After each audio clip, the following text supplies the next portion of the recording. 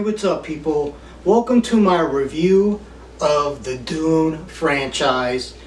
Most importantly, I'm going to be reviewing the new Dune film, Part 1 and Part 2. Now, I waited until Part 2 came out in order to give my full consensus as to the overall story, because I felt it was a little unfair to just judge Dune Part 1 by itself, because essentially it's half a movie for me, right? And initially when I saw it, I was blown away by the technical achievements of the film and the tone of the film, and the visuals are outstanding. But for me, if we just judge that first film by itself, it ends way too abruptly. It was anticlimactic, right? So I reserved judgment until Part 2 came out. Now that Part 2 is out, I'm going to judge it as one whole movie. And I just seen Part 2 and I own Part 1. I just want to say, like, for me, the cinema lover in me says this film is an A. Easily, right? The cinematography is outstanding. The acting is outstanding. And I was impressed with the main protagonist's performance, because initially I reserved judgment with the actor that plays Paul. And the reason for that is because in Part 1, he doesn't emote much. He doesn't emote enough for me, right? He kind of just holds the same expression. He's reserved. He just felt kind of like boring to me. Now, in Part 2, I was still kind of on the fence as to whether I liked him, because when I read the books, the Paul that comes to my mind is the Paul from David Lynch's version of Dune, right? And we're going to talk about that too, because I'm a huge fan of David Lynch's Dune as well. I have the extended cut and the new 4K release for the theatrical version as well, right? I'm a big fan of David Lynch's Dune. Yes, it has shortcomings, but so does the new one. The new one has shortcomings as well. And coming back to what I was saying, as a cinema lover, this new Dune film is great. Excellent cinematography, excellent acting, excellent music, the sound effects, great. But as a lover of the books, right, and I love these books, man. You know, I read this book about 4 times already, right? And its sequels as well. Dune Messiah, Children of Dune, and God Emperor of Dune, right? And these first four books in the Dune saga are essentially the story of the Atreides family, right? Now, the book lover, the lover of the books in me, was a little disappointed, right? Now, I'm not going to say that it was awful, right? But the lover of the book in me wants to give the new Dune a B. And before I get into what I loved about the new movies and talk about the David Lynch version, because since I felt like there was a little bit of shortcomings coming from the perspective of a lover of the books, the David Lynch version, you know, it still has a lot of value to me, right? Because of that. Because there were things that were done in the David Lynch version that weren't done in the new movie. And for me, that means that the David Lynch version still has merit. It's still valuable to me. I will still watch it. So before I get into what I loved about the new movie, I'm going to talk about what I didn't like about the new movie, right? Now, for Dune Part 1, essentially, I was on board, right? The only thing I really didn't like about Dune Part 1 was the ending. It was anticlimactic. Now, I understand it's Part 1. However, Peter Jackson of Lord of the Rings was able to make each movie, each book, end on a climactic and emotionally satisfying note. When Fellowship of the Ring ended, you felt satisfied, even though it was to be continued. Same thing with The Two Towers and Return of the King. Even other trilogies, Dark Knight trilogy, Part 1, Part 2, Part 3, you felt like the conclusion was good for Batman Begins, for The Dark Knight. Back to the Future Part 1 felt good, the ending. Back to the Future Part 2, the ending felt emotionally satisfying, even though it ended on a cliffhanger. I mean, we can even go to the Star Wars original trilogy, all the trilogies, even the sequel trilogy. But Dune Part 1 just ended. It didn't have like a emotionally satisfying ending. So that's my little criticism of Dune Part 1.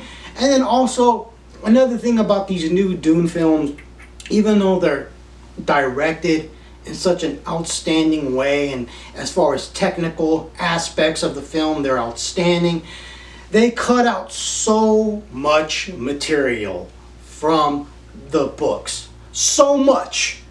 And essentially, what the director did is basically kind of what Peter Jackson did with Lord of the Rings. He turned it into an action film, which is okay because essentially these are adaptations, right? They're not meant to be direct translations of the book onto screen, and I'm okay with that. However, when it comes to Dune, that first book has so many outstanding scenes with dialogue and acting. It's like this book is like over 1,000 pages long, but it is a page turner because most of this book is dialogue, right?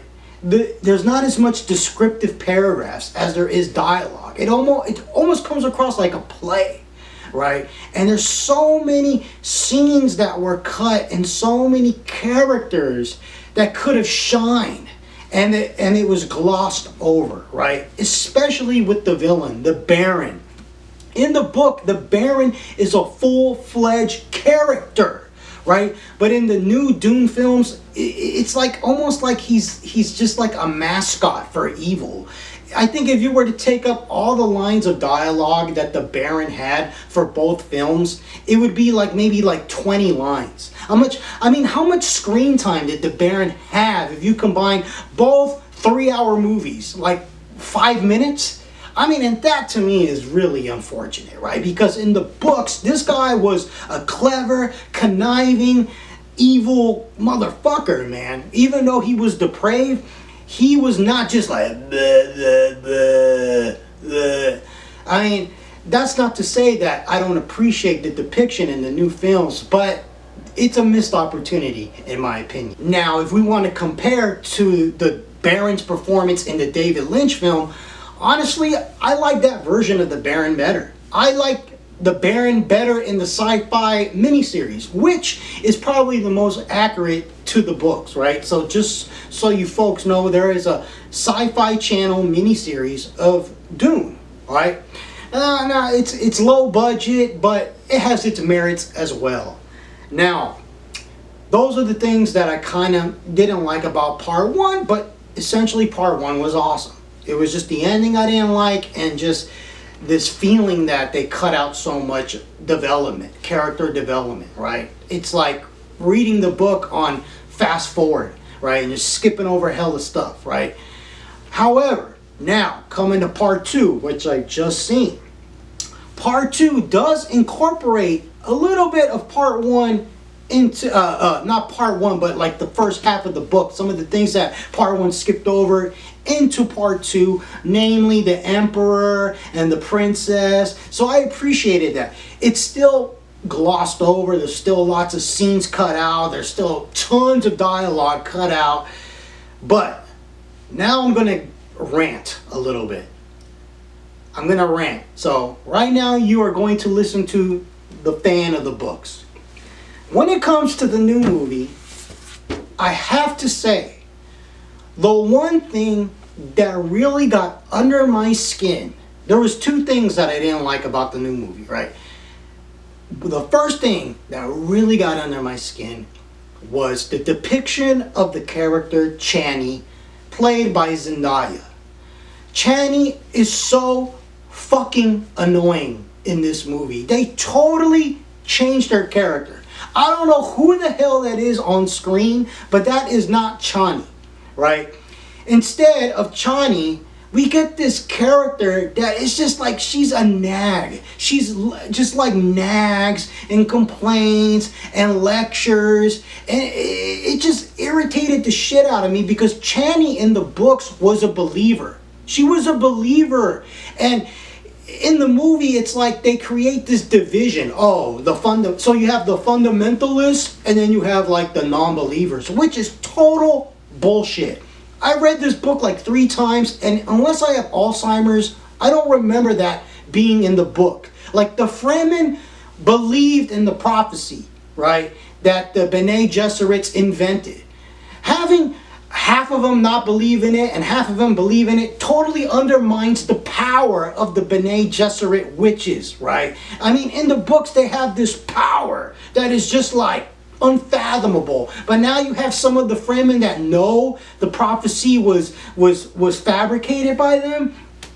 I mean, I don't know. There's a lot of details in these books, man. I mean, you know, maybe that is in the books, right? I haven't read the appendices, and there's a ton of world building, but I just don't remember that. But I know for sure Chani was a believer, right? And in this film, it's like, oh, the fundamentalists, and I don't believe in that. And her and her little friend, she has this friend, and they just talk smack about the believers, about Paul. And it just felt like every scene that she was in, it just felt like just her nagging. And I feel like what they were trying to do with Chani was they were trying to make her into this strong female character. But I'm sorry, she comes across as weak as hell. If she's just constantly complaining and being disagreeable, to me that's weakness. That's weakness. Now, Chani in the book believed in the prophecy, right?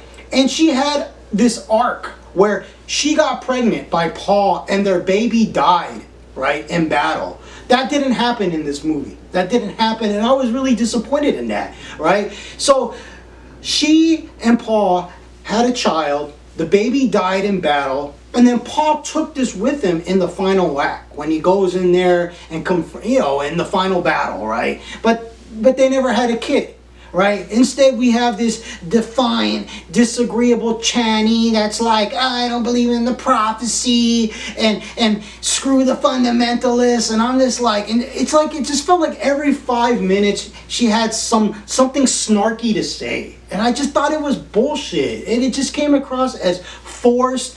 And I feel like I see what they're trying to do. They're trying to change Chani into this strong female character. But I'm sorry, the Chani in the books was a strong female character. When you have a child that dies on you, and I think the child was like an infant still, and you still remain strong, right?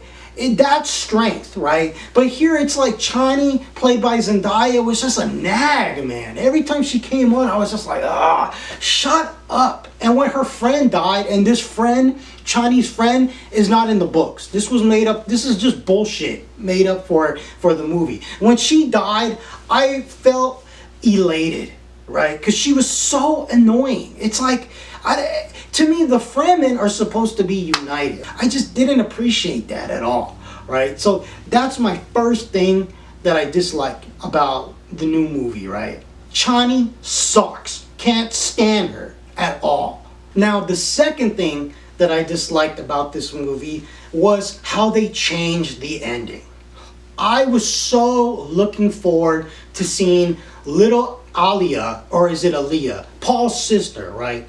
So Paul's sister has special powers because her mother drank the water of life. So she's basically sentient in the womb, has all the memories of all her ancestors, and can see into the future and see into the past.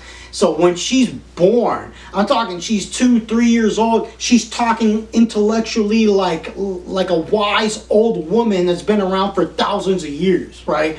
So in the book, she is the one that kills the Baron, right? And this is depicted in the David Lynch film, right? And it was creepy as hell. right? And I was like, oh, I'm gonna look forward to how they're gonna do it with the new technology. It's gonna look less weird because in the David Lynch film they have a young child actress, and obviously the voice is dubbed by a different actor, you know, and but it still worked for me, and I was totally looking forward to seeing it in this movie. That's my favorite scene in the book. It just trips me out to think like, oh, here's this 3-year-old that has the intellectual capacity of a witch, of a wise Bene Gesserit witch that's been around for thousands of years. This is going to be trippy. No, she's not even born yet, right? And the one that kills the Baron is Paul, right? You know, and I swear when I saw that, I got really biased, man. I was like, this movie sucks. I'm done. You know, but then reason came to me, and I said, no, you know what, I can't be like that. It's a film adaptation. One disappointment from the viewpoint of a lover of the book shouldn't override all the good that this movie has. But as a lover of the book, I was extremely disappointed that we didn't get to see Alia kill the Baron. That is such a badass scene from the books. And yeah, I was disappointed. So you have Paul. Paul's the one that kills the Baron. And in retrospect, I understand why they did that, the filmmakers, because Paul, he's the hero, right? He's the protagonist, right? And here, Alia, she just comes out of left field, this sister, and she's going to be the one that kills the Baron. I mean, it would probably feel more climactic from an action movie point of view to have Paul be the one to kill the main villain, right? So I get it. It was still disappointing. But, like I said, this film speed runs through the entire book really fast. I mean, they wouldn't even have enough time to show Alia's birth, yet alone like maybe a couple years pass and show her grow up to be 2 or 3 years old, or however old she is when she kills the Baron in the books.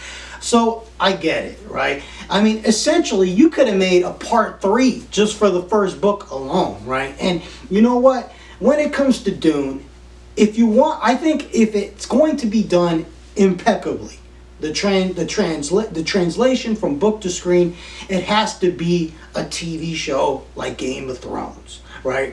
Now, I'm going to start talking about what's great about this movie. And those are the only things I really disliked about it. What's great about part 2 is that we get that Game of Thrones kind of vibe, because now we got the Emperor in here, we got the Princess in here, we see the plotting and the conniving and the strategy, the backstabbing of the houses. We finally get to see that. We didn't get to see that in part 1, and it would be unfair for me to knock part 1 because that wasn't in there. That's why I waited until part 2 came out. So I appreciate part 2 for feeling more Games of Thrones-ish, because to me that's what Dune is. Dune is Game of Thrones in space, essentially, right? And part 2, again, the cinematography, outstanding, the acting, the music, the performances were so good, especially the actor that played the nephew. I mean, dude, he was so intimidating and so evil. I mean, Sting, the singer Sting from the band The Police, played that character in the David Lynch film. Man, he got nothing on this new guy, right? I mean, it was great. And just like what I love about the new film is that it is the perfect visual companion to the books, right? If you have difficulty reading the books, if you have difficulty like trying to imagine what this world looks like, these movies just help immensely, right? And I think that is the greatest achievement of these new films, is that they really did an outstanding job with the world building. And they took some liberties, and that was the brilliance, right? There was some liberties where they would, come with the technology that's not explicitly stated in the book, but it works, right? And that's the strength of this director and these writers, right? The visuals. And I don't mean that like in a superficial way. It's not like saying like, oh, Transformers is awesome because of the explosions. It's like, I'm not saying that. I'm talking about the world building that's done through the visuals is outstanding. And the cinematic language that this film has is outstanding. It is brilliant, right? Really loved it.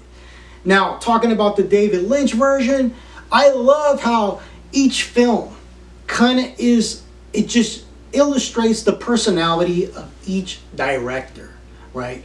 The David Lynch version still has merit to me. It still has value to me. And I would recommend it just as much as I would recommend the new film, right? Both of these movies are good, right? Part 1, Part 2, and the David Lynch version. Now, I think there's 3 versions of the David Lynch. So you have the extended cut, and then you have the theatrical cut, right? Now, both have value.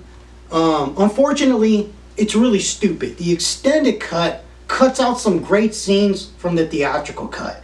So there's not one definitive version. And if you know the history of this film, the director, David Lynch, hates this movie. He hates it. He disowned it. Kind of like David Fincher with Alien 3, right? However, it has its fans. I'm one of them. I think David Lynch is kind of being hard on himself, but then the guy is an auteur and he's really passionate about movies being the way he wants them to be, right? But again, these films have value to me. There were some scenes that are not in the new movie that are in this, and that's why I appreciate it. There's a scene where I think Paul cries, right? And everybody's just kind of like, all the Fremen are like, oh my God, he's like giving water to the dead, right? And there was a similar scene like that in Part 2, all right? But it was done more like the book. And again, the way Alia kills the Baron in this movie, I really love that, right? So, Dune Part 1 and Part 2, as far as cinema, they're great sci-fi action films.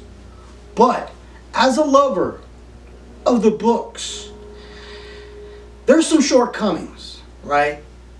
But I'm not going to let my bias drive me to hate the movie or say it's a bad movie. As a lover of the books, I give these 2 new films a B+. They have merit. There's value to them. However, they're not on the level of, let's say, Peter Jackson's Lord of the Rings. Even though Peter Jackson made changes for a film adaptation, right? I think he succeeded better in capturing the essence and spirit of the Lord of the Rings more so than the new directors did. I mean, they did to a degree, but it wasn't impeccable for me. Now, maybe I'm being hard, but again, I love these books, right? And for the lovers of these movies, you have no idea where this story is going. This is like Breaking Bad, right? You think you're watching a story about a protagonist, just hold on, because each subsequent book flips the universe on its head. This is why this series is one of the greatest sci-fi series ever. I mean, and you could see that with Part 1 and Part 2. Part 1 looks like, kind of Luke Skywalker-ish Paul, but in Part 2, you see like, oh man, he's becoming kind of like a straight badass dictator. Well, just see what happens. Just stick around. And I just want to talk about the performances from the actors really quick before we wrap it up. The actor that played Paul, like I said, I was on the fence because he didn't emote much, but once he drank the water of life, wow. Wow. He really sold it, because the whole time while I was waiting for Part 2 to come out, I was like, man, I don't know. I can't see this kid doing it, man. I can't see him being that leader, right? I can't see him doing it. But he did it. He did it. Once he drank the water of life and found out that he was related to the Baron, yeah, man, I was impressed. Let's just say that. I was impressed. Another performance that I absolutely love, right? And one of the things, this is probably like one of the aspects that makes me love these new films. I love the portrayal of Jessica, Paul's mother. The actress does an outstanding job, and the way she is depicted, right on, man. Exactly like the books, maybe even a little better. I just love the actress that plays her. I love the execution, love what they went for. It was great.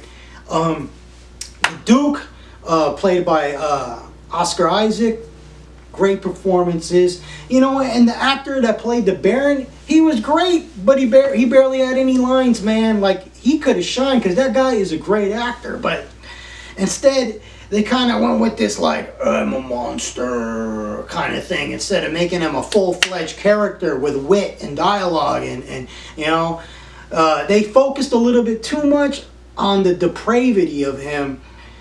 But not like the David Lynch version. The David Lynch was like, he was super depraved and insane. Here, the Baron, he doesn't feel insane. He feels depraved, but still calculating. However, he had a lot more wit and cunning, and he was more expressive and a full-fledged character in the books and in the sci-fi miniseries, right? Now, again, I hated Chani. So I'm not going to say anything else because I already talked about it.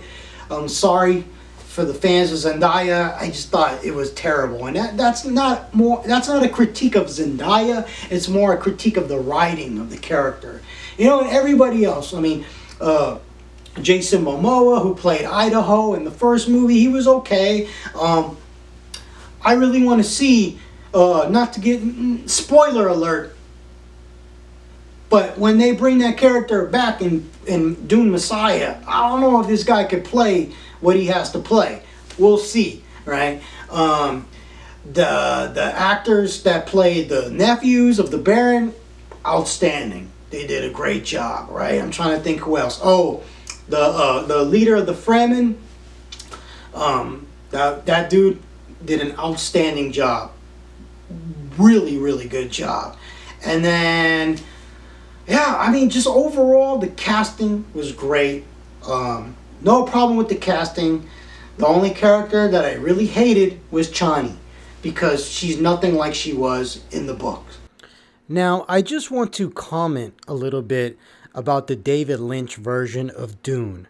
Now, I am a fan of David Lynch's Dune. However, I will admit that there are some significant shortcomings to this film. And at the same time, there are things that I really like about this film, and that's because it's embedded with some of David Lynch's signature artistry. I really love the surrealism of this film.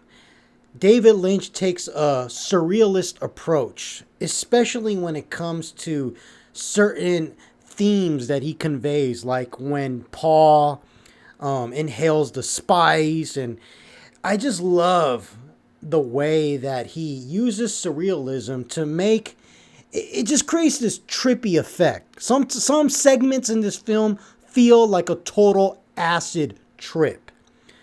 And at the same time, some people kind of look at this approach, this surrealistic approach, and they can view it as almost like the special effects are just outright terrible, right? Now, I'm not going to lie. There's some shots in this film that look absolutely fantastic, even today. And then there's other shots in this film, as far as the special effects, that just leave you scratching your head and make you ask yourself, was this intentional? Like for instance, the way that the Space Guild is depicted in this film as how they assist, or they basically facilitate space travel. I get it. That's the way it's done in the book, right? Now, the way it's executed here, it just looks, I mean, I can't tell whether this is poorly done special effects or whether this is just David Lynch's style and the way that he likes to execute this whole surrealistic feel. And the reason why I deliberate on that is because if you watch some of his other films, like if you watch Eraserhead, you see the same kind of style. It's like, I can't explain. It's so hard to explain. Like, he'll put a subject right in front of the camera, right? And you see something like that, like with the Space Guild monsters. He puts them right in front of the camera, and they're floating around in space, and it almost looks like a newspaper clipping behind, like a newspaper clipping taped on top of like a space background or something. And to some people, the special effects look awful, but to me, in a way, it's just trippy, right? And again, you go look at David Lynch's Eraserhead and other experimental films that he's done, and that's just the way he does things, right? And maybe, I mean, there's definitely people that feel this way. Maybe David Lynch wasn't the best person to make this film, right? But at the same time, other aspects I just really love. Like, because David Lynch is a weird motherfucker, right? That is a given. Everybody knows that, right? And that weirdness, I love that he brought that weird, strange signature style to Dune, because some sequences are just so fucking weird that it's cool, right? For instance, that opening sequence where the Space Guild leader meets with the Emperor, right? That right there is not in the book. That is not in the Dune book whatsoever, right? And I remember reading the book, and then I popped this movie in because I wanted to see the movie. And this was before the new film came out, right? So I read the book, popped this movie in. I was fully aware of who David Lynch was. I'm a big fan of his films like Blue Velvet and things like that, and Elephant Man. So I popped this movie in, and that very first scene, right, with the Space Guild monster just being hauled in that giant tank, and then he the way that he converses and conspires with the Emperor, I was like, what the fuck is this? I was like, this isn't in the book. And it was so weird, but so fascinating. I couldn't take my eyes off the screen. And I was like, what the hell is this? I don't remember this sequence in the book. But it was awesome, right? And that's David Lynch. David Lynch was able to bring some uniqueness to his adaptation. And that's why I like both adaptations. There's things I like about both, right? And things I don't like about both, right? So it's like you got two different directors basically bringing their own signature styles to the table when it comes to adapting Dune, right? And another thing that's just totally weird about David Lynch's Dune is the costumes, right? Like, if you compare the costumes with the new films with David Lynch's, I mean, the difference is like night and day. David Lynch, he kind of has like, again, like this German expressionistic kind of like World War II military feel, whereas the new films got this whole like kind of like Star Wars meets Arabic culture kind of thing going on, and it's just totally weird, and the contrast is awesome, right? I mean, take for instance, I think there were the Mentats, the human computers. Look at their eyebrows, man. What the fuck is that about, right? I don't know, man, but I mean, it's just so weird, man. Their eyebrows are like super long, man. I don't know what the hell's going on there, but hey, whatever's clever when it comes to that. Another thing I really enjoyed about the David Lynch films was the music, the soundtrack, the score. And I actually like this score better than Hans Zimmer's score for the newer movies. You know, Hans Zimmer's music works when you're watching the movie, right? Totally works. He's able to capture the vibe. He is totally able to convey the emotion and the atmosphere, right, that is being intended by the director. And the music is super dramatic and it works. However, in isolation, I can never sit down and listen to a Hans Zimmer soundtrack, man, because it's just a bunch of noises to me, right? I prefer more of the classical orchestrated soundtracks, right? And the soundtrack to the original Dune, I mean, the main theme sounds like something out of Lawrence of Arabia, right? Which I'm going to love, right? Then you have the other music performed by the rock band Toto, who are famous for songs like Africa. And, and it's just awesome, man. I really enjoy the soundtrack to the David Lynch film. Now, one of the biggest biggest criticisms that I had for the David Lynch movie. And this is more than some of the special effects that just feel like, kind of like poorly executed. I'm able to forgive that because I watch old movies all the time. Ray Harryhausen, the classic King Kong. Yes, the special effects are dated, but if the story's good, I don't care, right? Because I'm able to be appreciative. I'm able to view those films in the context of how they were released through the historical context and appreciate the special effects, right? But coming back to my biggest criticism for the David Lynch movies, right? I mean, and this just makes me want to punch the television.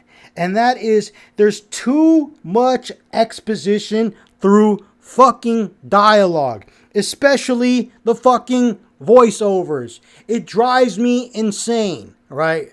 So take for instance, the film opens up with the princess, right? She's dropping all this exposition, right? If you watch the extended cut, it's even worse. It's like 15 minutes of just explaining things, right? And this is where the new films just knock it out the park, right?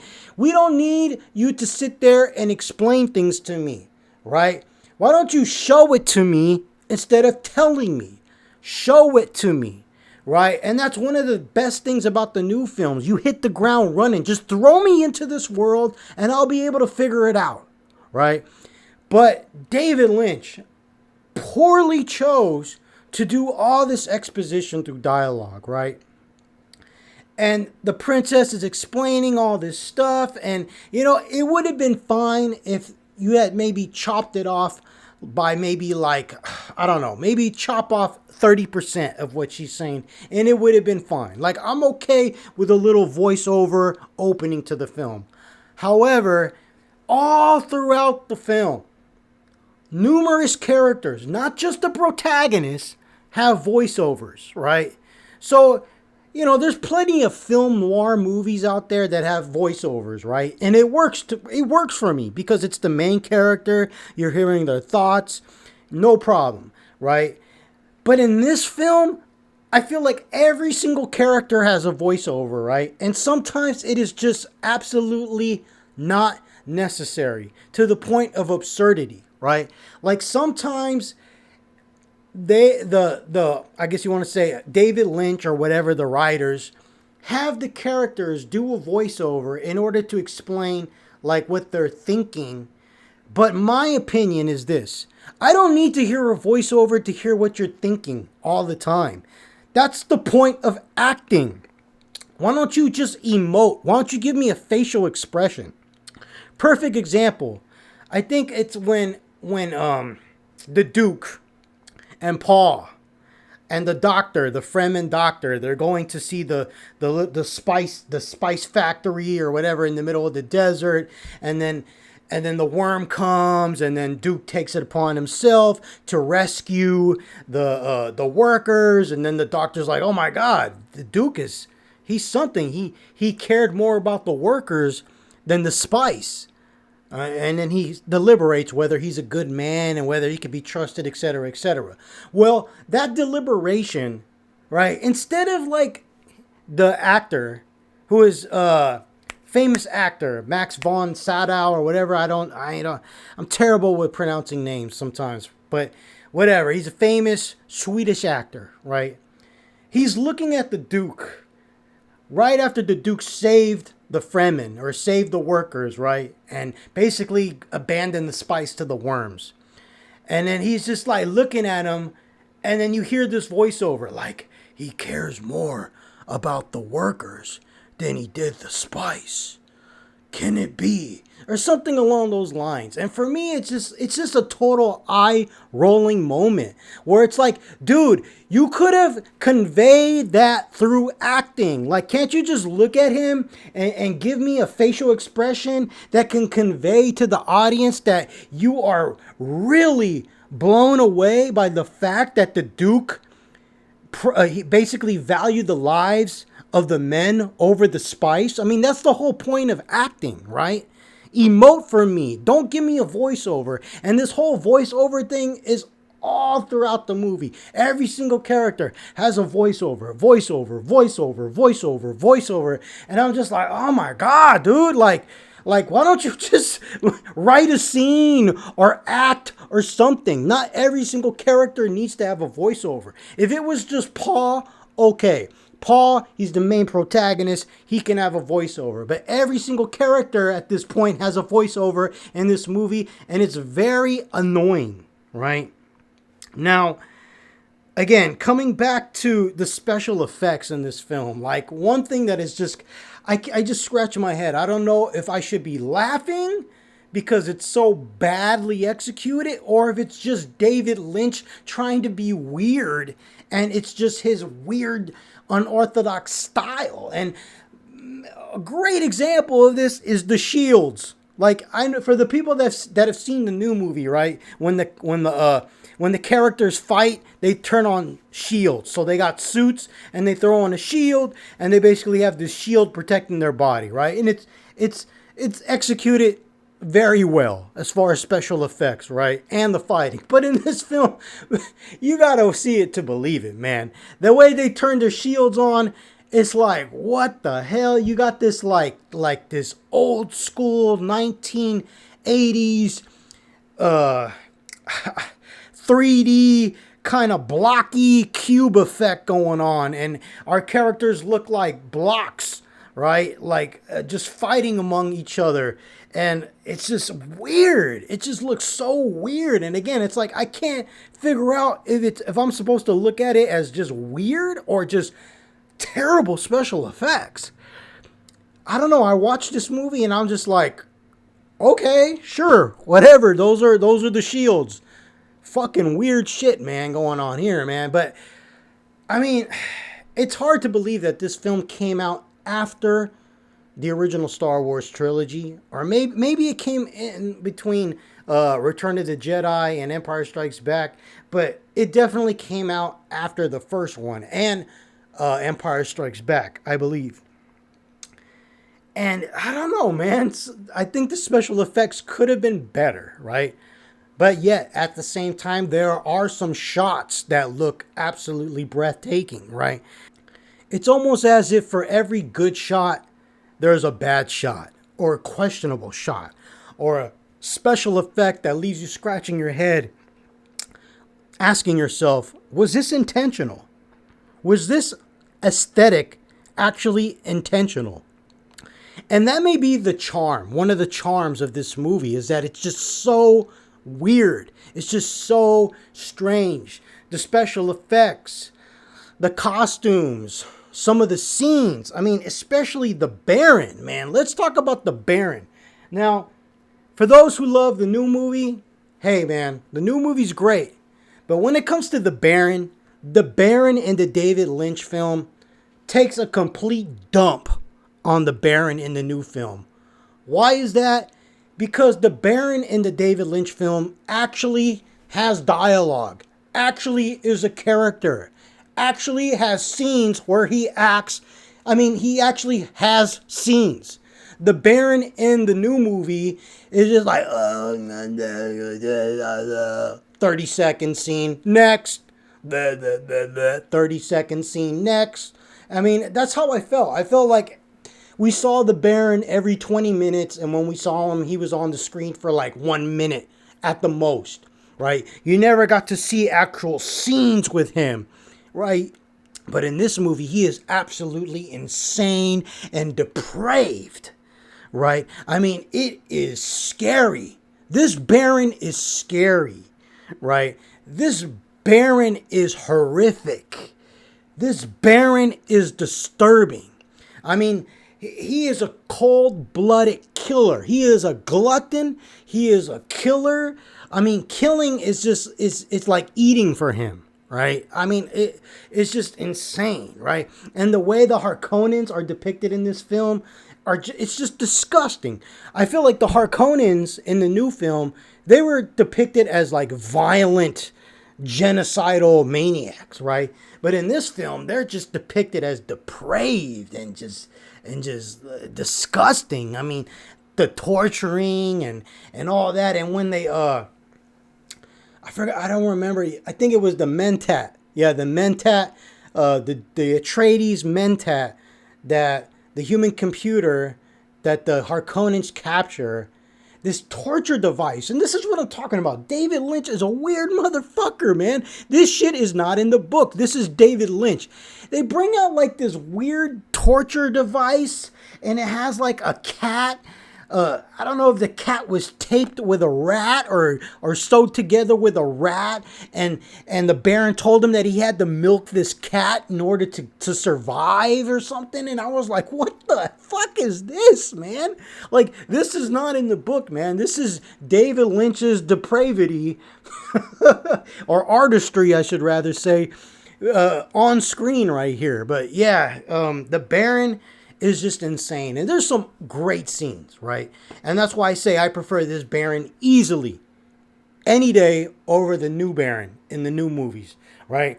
And there's one scene, badass scene, right? And that's when the Baron has Jessica tied up. This is after the Harkonnens basically after the Emperor has basically betrayed the Duke Atreides, right?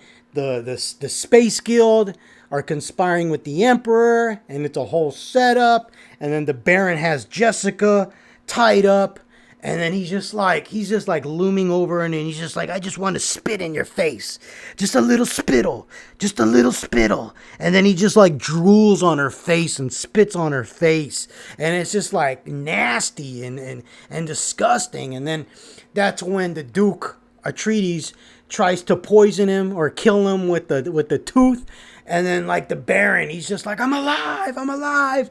I mean, yeah, dude, the Baron in this movie was way better than in the new movie. And again, I get excited talking about this movie because there's some scenes here that are outstanding, that feel just right out of the book. Now, again, talking about the Baron in the David Lynch movie, he may be a little too depraved and a little too crazy, because in the book there are scenes where he's not super insane and disgusting. There's scenes where he actually has long pages of dialogue, and that's where I come and say, like, the sci-fi series of Dune is probably the most book accurate version of the Baron, right? So if you haven't checked that out, check that out, because that's a decent adaptation of Dune as well, right? Now, another cool thing was seeing that the Mentat, the way they get their superhuman computer skills is by drinking this potion, and that's why they all got the red stained lips. Again, another thing that is not in the new films at all. This is totally David Lynch's movie right here. And talking about the main protagonist, I really like the actor that played Paul Atreides in the David Lynch version. I also really like the actress that played his mother as well. Did an outstanding job. Now, when it comes to the Fremen, the new movie executes the Fremen a million times better, right? A million times better. I mean, honestly, the David Lynch movie is great up until Paul joins the Fremen, right? The strengths of this movie are like the first half or maybe the first 3/4, because they totally rush the whole Fremen stuff. They rush it very fast, right? But my biggest problem with the Fremen as they are depicted in the David Lynch version is that the Fremen, man, I mean, I am not a racially conscientious dude whatsoever. I could care less about your race, right? But when you see a bunch of super white guys who are supposed to be living in the desert, like a civilization that's lived in the desert for hundreds, thousands of years, it's just like, come on, man. You know what I'm saying? That's why the new film, you got a more diverse cast. Not that I care about that, but I'm just saying it's more realistic, right? That you got more dark-skinned individuals who are supposed to be a civilization living in the desert. We see Arabic actors, we see Latin actors, Hispanic actors, we see black actors, etc., etc. And not only that, I mean, forget the whole skin color shit. I mean, just the costumes, dude. Like these people living in the desert, they look clean. You know what I'm saying? In this film. In the new film, they look dirty. You see the sand in their eyes and their hair on their lips. You look at the new movie and you're like, yes, these people live in the desert. They are a civilization living in the desert. You look at the David Lynch version and you're like, yeah, this is a movie. These are actors and they're on a soundstage right now. I'm saying for real. So that is a big negative for the David Lynch version. However, one of my favorite things about the David Lynch version is that we get to see my favorite character, Alia, born, right? And you know, that those shots, and again, coming back to the surrealism, these shots of Alia, whatever it is, in Jessica's womb, you just see this little fetus and it's just all gory and bloody and it's just like nasty and weird. And then you hear like, oh yes, Alia, born with the consciousness of all her ancestors or something like that. And you just see this womb and it's nasty looking. I mean, it's not a pretty thing, right? And it's just nasty. And then she's finally born, and just like the book, Alia, she's the one that kills the Baron. And I love that scene in the David Lynch movie because that's my favorite scene in the book, right? And you see the head Bene Gesserit, the main witch, just like, she's an abomination, kill her. You know, excellent stuff, right? Excellent stuff. Now, just like the new movie, you do not get to see Chani give birth to Paul's child and see the child killed in battle. You don't see that in either film, right? And obviously they did that for time restraints. Now, when it comes to Chani in the David Lynch films, which is played by Sean Young, famous for Blade Runner, who played Rachel, man, I mean, again, it's like, I don't think I'm kind of indifferent to her. I dislike Zendaya more just because she was annoying, but at the same time, Sean Young's version of Chani ain't that good, right? And it's just, in this case, it was just badly casted. This is a miscasting. I feel like her portrayal was more book accurate. However, it just felt a little, again, like an actress on a soundstage, man. She's just not believable as Chani, right? Now, one big controversy was the end to this movie. But before I get to that, let's talk about how Paul or the Duke Atreides or the Atreides clan, whatever, they have been able to weaponize sound. So they weaponize sound, and it's kind of like using the Bene Gesserit, I guess I want to say, the Bene Gesserit strategy when they use their voice to kind of manipulate people. This is kind of like weaponizing that. So the Atreides clan were able to weaponize sound. So that's kind of like how the Fremen, because Paul teaches the Fremen this, and this is how they're able to fight against the Harkonnens, right? And win back Dune, right? And it's just kind of like, I mean, hey, it's unique. You don't see that in the new film, right? So that's one unique thing. That's one thing that the new film doesn't have that the David Lynch film has, right? Now, coming back to this ending, right?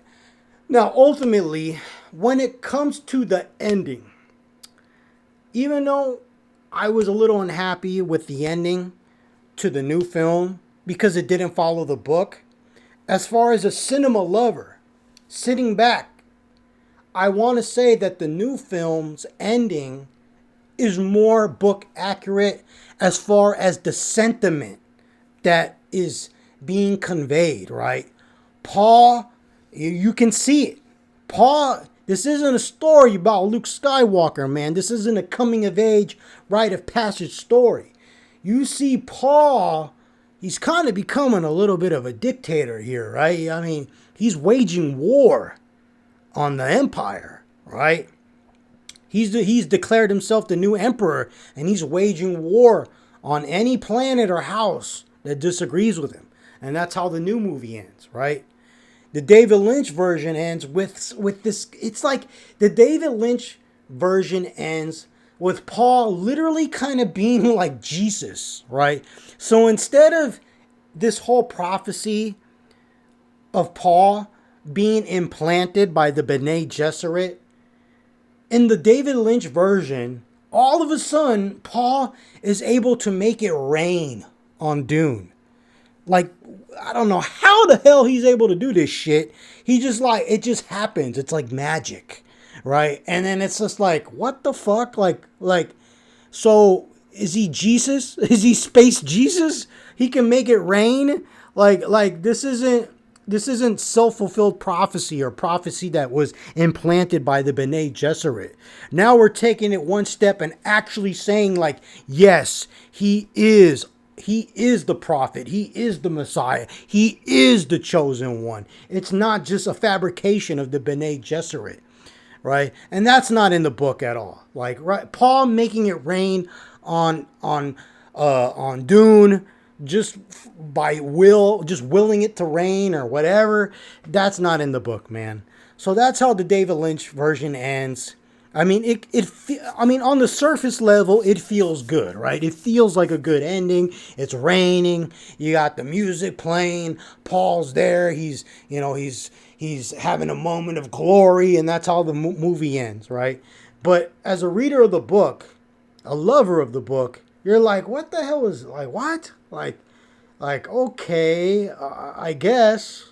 And I mean, when you do that, you cannot even have a sequel because all the sequels are based, they continue to build off the notion that the prophecy was implanted by the Bene Gesserit, right?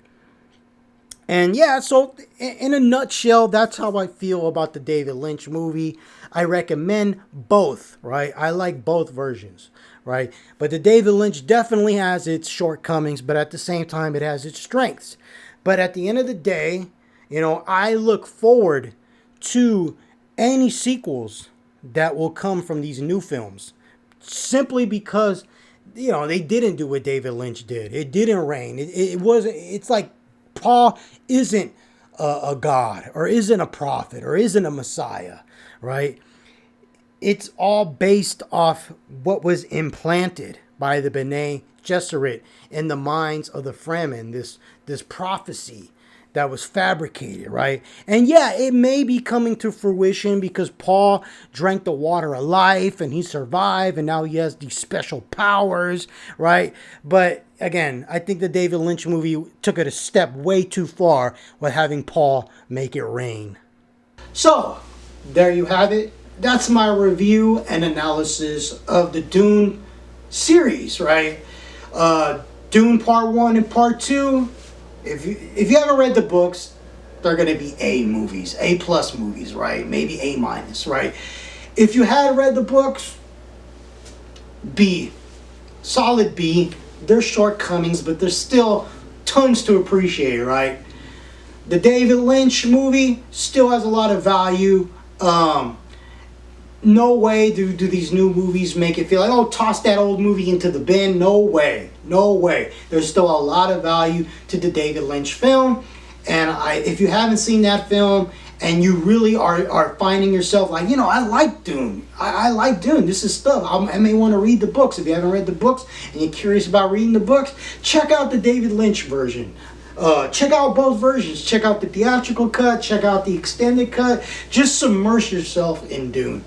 Just talking about this series, it's an outstanding series, man. And what I love most about this series is that each subsequent story, each subsequent book turns the previous book on its head. You think you're reading a story about a coming of age, a hero's journey. No, you're not, man. You're not. This thing gets like Breaking Bad without spoiling it, right? So please check it out. You will not be disappointed. Dune is an outstanding series. Thank you for watching, listening. If you enjoyed the video, please like, subscribe, and share.